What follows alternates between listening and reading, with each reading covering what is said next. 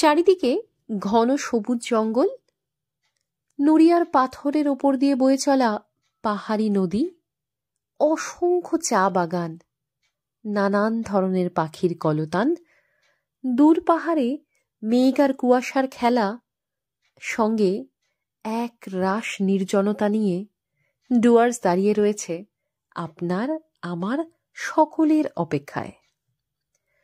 North বেঙ্গলে থাকার সুবাদে একটা সামান্য ছুটির দিন কিংবা একটুখানি ফাঁকা সময় পেলেই আমিও কিন্তু বারে বারে ছুটে যাই এই নির্জনতায় মিলেমিশে একাকার হয়ে যেতে। ডুয়ার্সের যে সমস্ত বিখ্যাত পর্যটন কেন্দ্রগুলো রয়েছে তার মধ্যে অন্যতম সংযোজন হল জলদাপাড়া ন্যাশনাল পার্ক। নতুন বছরের শুরুতে একটি ছুটির দিন দেখে অলস শীতের দুপুরকে সাথে নিয়ে আমিও কিন্তু পৌঁছে গিয়েছিলাম জলদাপাড়া ন্যাশনাল পার্কে। আর সেই সমস্ত অভিজ্ঞতা নিয়েই আজকের আমার এই ভিডিও। তাই ভিডিওটি একটু স্কিপ না করে আপনাদেরকে অনুরোধ করব পুরোটা দেখার। Hello and welcome back to my channel Oindrila's canvas. আজ আরও একটা গ্র্যান্ড নিউ ব্লগ নিয়ে আমি ওয়েন্দ্রিলা তোমাদের সকলের সামনে আবারও চলে এসেছি। তো দেখতেই পাচ্ছ আমি কিন্তু এই মুহূর্তে রয়েছি জলদাপাড়া ন্যাশনাল পার্কের যে টিকিট বুকিং কাউন্টার রয়েছে তার ঠিক সামনে। আর আজকে কিন্তু আমি খুব তাড়াতাড়ি করতে চলেছি জলদাপাড়ার কার সাফারি। আর যা কিছু আজকে আমি এক্সপিরিয়েন্স করব সমস্ত কিছু তোমাদের সাথে কিন্তু একদম শেয়ার করব। তো তোমরা সবাই সাথে থাকো।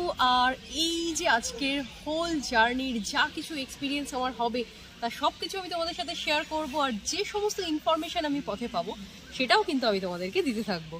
তো আই হোপ আজকের এই জার্নিটা ভীষণই কিন্তু অ্যাডভেঞ্চারাস হতে চলেছে। তো সাথে থাকো আর দেখতে থাকো।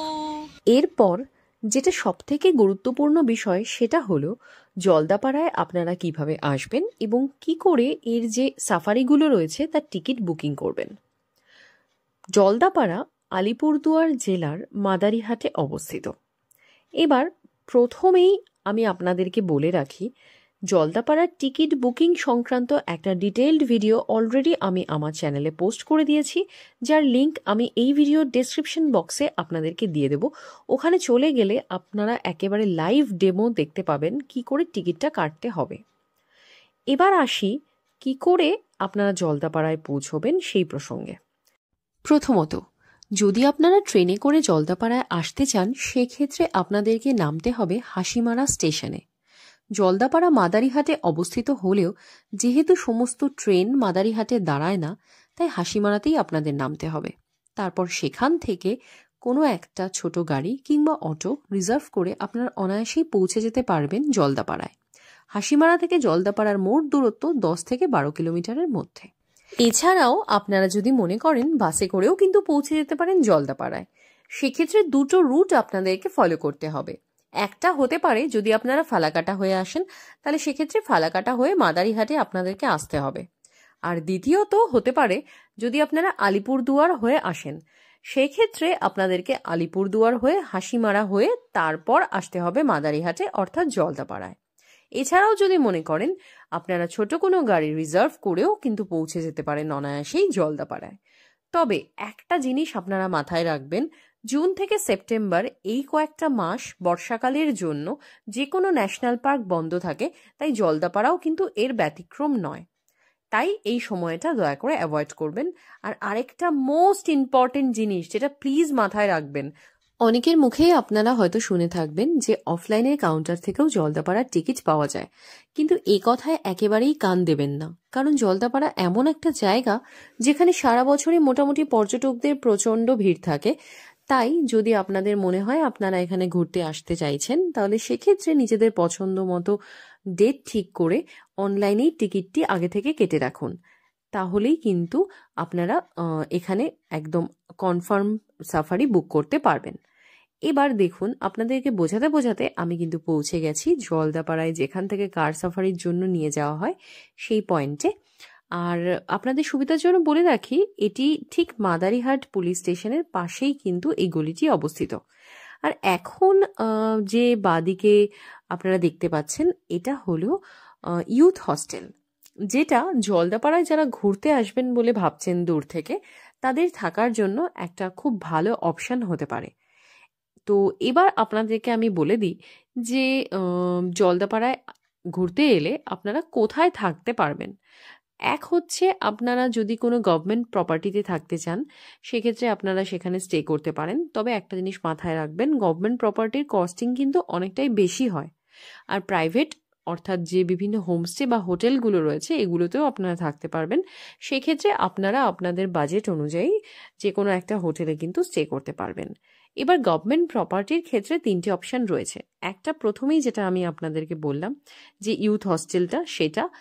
এছাড়াও কিন্তু রয়েছে আরও 2টো অপশন। তার মধ্যে একটা হলো এখন যেটা আপনারা দেখতে পাচ্ছেন, অর্থাৎ অরণ্য ট্যুরিজম প্রপার্টি। আর দ্বিতীয়টি হলো হলং বাংলো। এবার হলং বাংলো আর অরণ্য ট্যুরিজম প্রপার্টির যে রেট রয়েছে সেটা কিন্তু অনেকটাই বেশি। পার নাইট মোটামুটি 2 থেকে 3 হাজারের মধ্যে এটা ঘোরাফেরা করে। আর এর বুকিংও কিন্তু অনেক দিন আগে থেকেই করতে হয়, কারণ এই দুটো প্রচণ্ড ডিম্যান্ডে রয়েছে। এই দেখুন, এবার আমি আপনাদেরকে যে অংশটা দেখাচ্ছি, এটা হলো টিকিট কাউন্টারের সঙ্গে লাগোয়া পার্কিং এরিয়া। আপনারা যে গাড়িতে করে সাফারির দিন আসবেন, সেটা নিজেদের কোনো প্রাইভেট কার হোক কিংবা ধরে নিন কোনো রিজার্ভ গাড়ি, সেটা কিন্তু এই জায়গাতে এসেই আপনাদেরকে রেখে দিতে হবে। এখানে কোনো এক্সট্রা পার্কিং চার্জ নেই। আর এই দেখুন, এই অরণ্য ট্যুরিজম প্রপার্টি, যেটা আমি আপনাদেরকে এখন ছোট্ট করে একটু ঘুরিয়ে দেখিয়ে দিচ্ছি।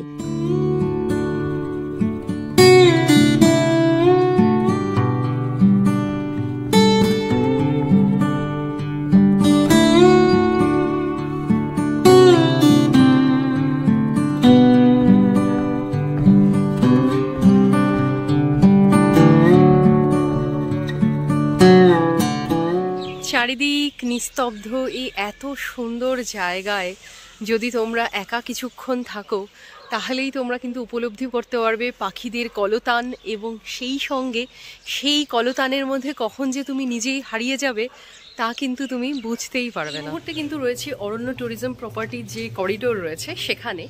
আর ঠিক পেছনেই দেখো, এখানে কিন্তু প্রত্যেকটা ঘর কিন্তু সারিবদ্ধভাবে পরপর কিন্তু এখানে রয়েছে।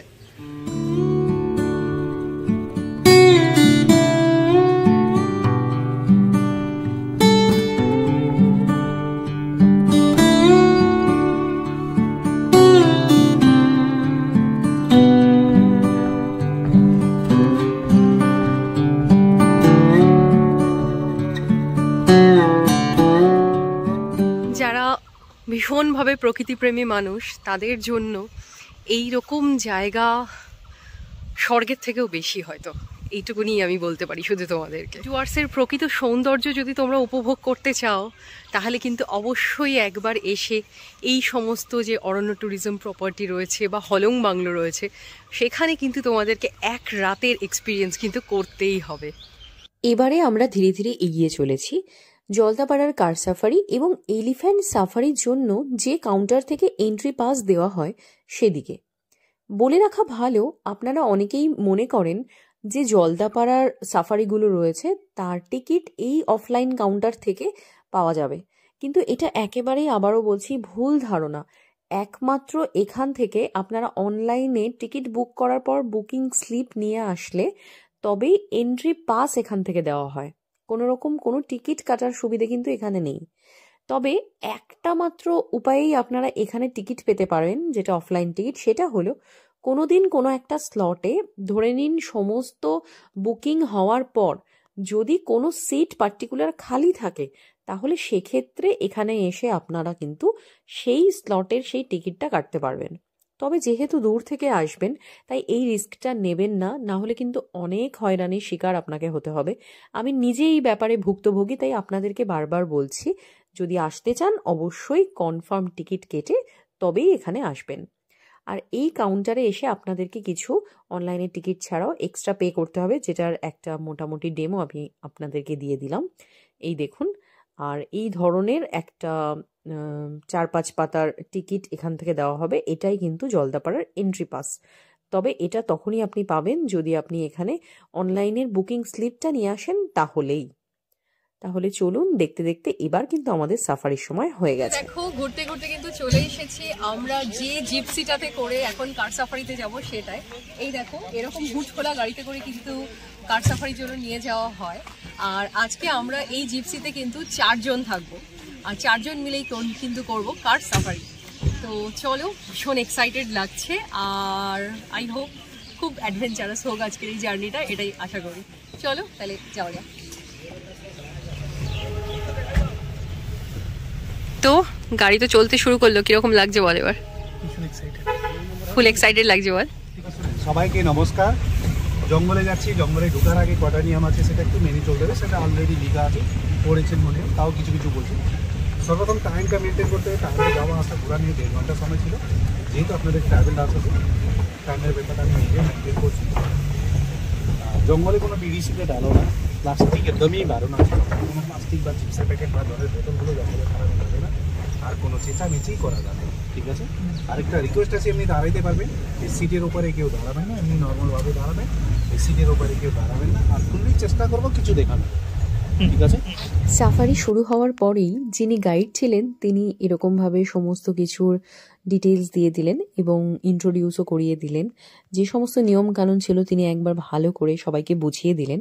আর এই দেখো, এখন কিন্তু আমরা যাচ্ছি জলদাপাড়ার যে মেইন গেট রয়েছে সেই ন্যাশনাল পার্কের মেইন গেটের দিকে। এবার শুরু হবে কিন্তু আসল যে থ্রিলিং ব্যাপার সেটা।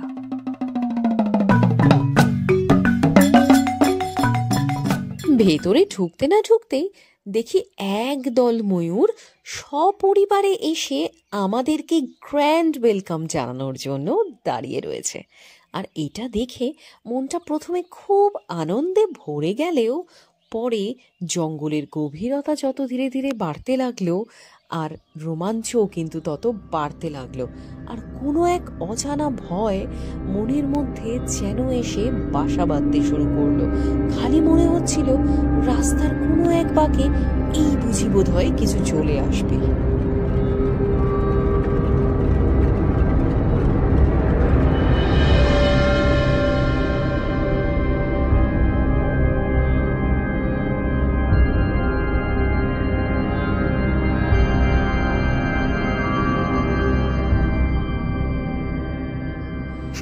আরও কিছু দূর যেতেই চোখে পড়ল জলদাপাড়ার বেশ কিছু পোষমানা হাতি।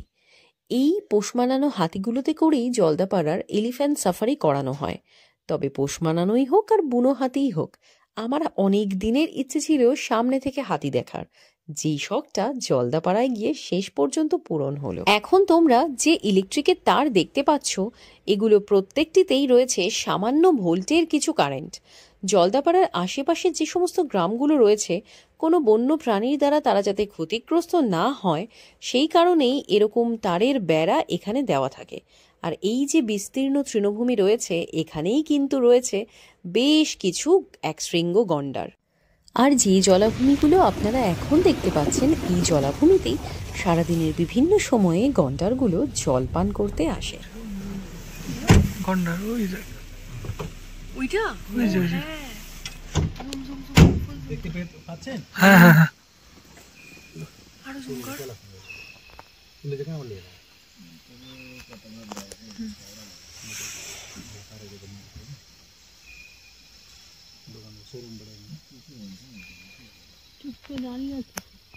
খাচ্ছে ওটা।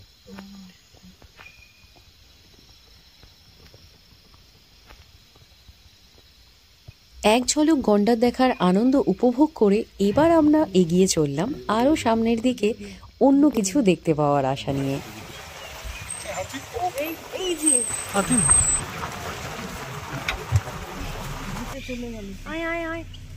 গাড়ির আওয়াজে চলে গেল, দাঁড়া।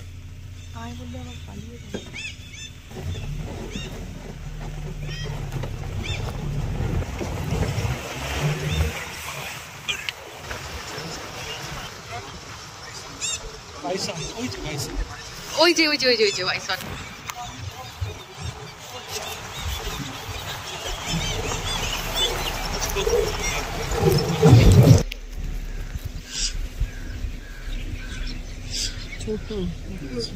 ওইখানে ওই যে হরিণটা দেখুন, এদিকে হরিণ আছে। ওই দেখো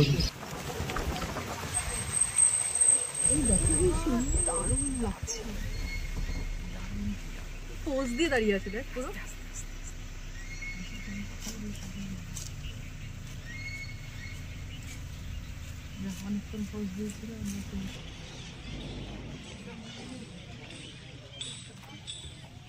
তো সাফারি করতে করতে আমরা কিন্তু এখন চলে এসেছি জলদাপাড়া যে 3 নম্বর ওয়াচ টাওয়ার রয়েছে ঠিক সেখানে।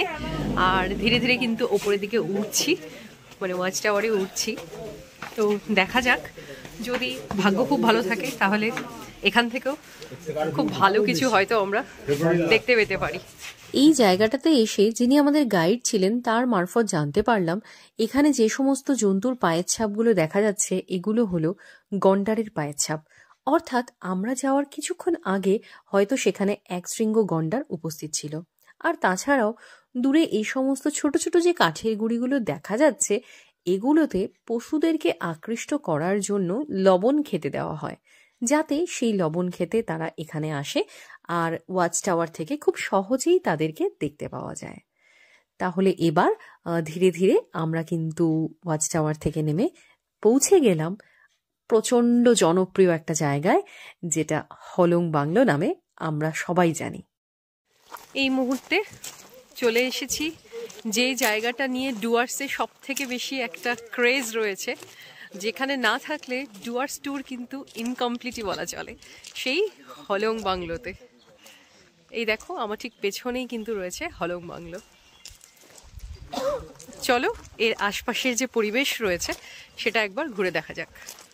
জলদাপাড়া ন্যাশনাল পার্কের মেইন গেট থেকে প্রায় 7.5 কিলোমিটার গভীর জঙ্গলে অবস্থিত, চারিদিক সবুজে ঘেরা পশ্চিমবঙ্গ সরকারের অধীনস্থ এই পর্যটন আবাসস্থল হলং বাংলোর প্রাকৃতিক সৌন্দর্য এতটাই অতুলনীয় যার জুড়ি মেলা ভার।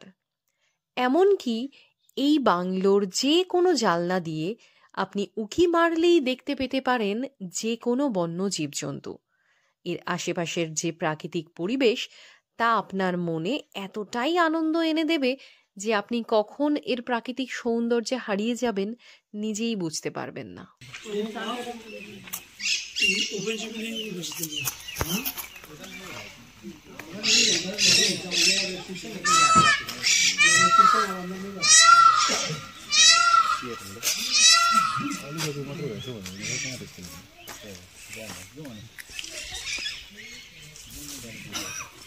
আমরা কিন্তু ঘুরতে ঘুরতে চলে এসেছি অলমোস্ট আমাদের যে সাফারি জলদাপাড়ার তার অন্তিম লগ্নে।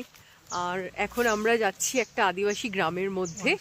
সেখানে কিন্তু যে প্রত্যেক দিন যে লাস্ট যে স্লটের যে সাফারি হয় সেখানে একটা বড়ো নৃত্যের আয়োজন করা হয় এবং বড়ো নৃত্য পরিবেশন করে দেখানো হয়। তো সেই সুন্দর নৃত্য উপভোগ করার জন্য এখন আমরা যাচ্ছি। এর আগে আমি কখনো এরকম ট্রাইবাল ডান্স দেখিনি, তো চলো দেখা যাক কিরকম হয়।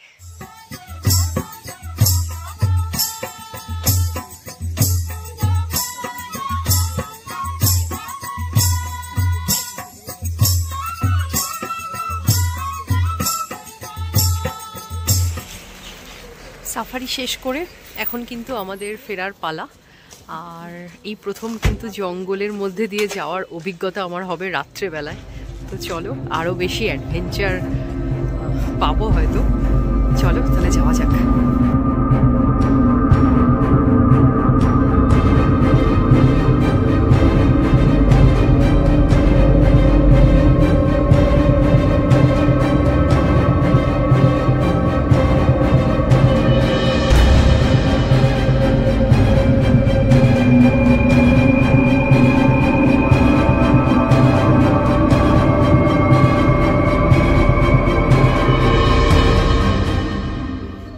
জাস্ট এইমাত্র কিন্তু আমরা সাফারি শেষ করে এসে গেছি এখন ঠিক যেখানে আমাদের গাড়িটাকে আমরা পার্ক করে রেখেছিলাম সেখানে।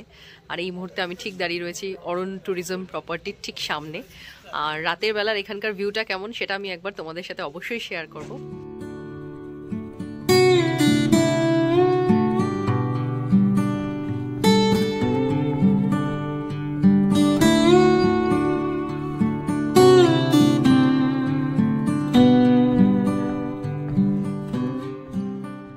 জিনিস যেটা না বললে হচ্ছেই না, সেটা হলো রাতের বেলা জঙ্গলের যে রূপ সেটা যে কতটা ভয়াবহ হতে পারে এবং কতটা মায়াবীও তার সাথে হতে পারে সেটা কিন্তু আজকে একদম হাড়ে হাড়ে টের পেলাম।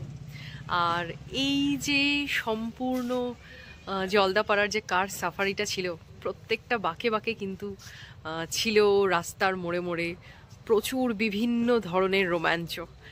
আর যেটা কিন্তু তোমরা ভিডিওটা দেখে এতক্ষণে বুঝতে পেরেই গেছো। আর আশা করি আজকের এই ভিডিওটা তোমাদের সকলের খুব ভালো লেগেছে।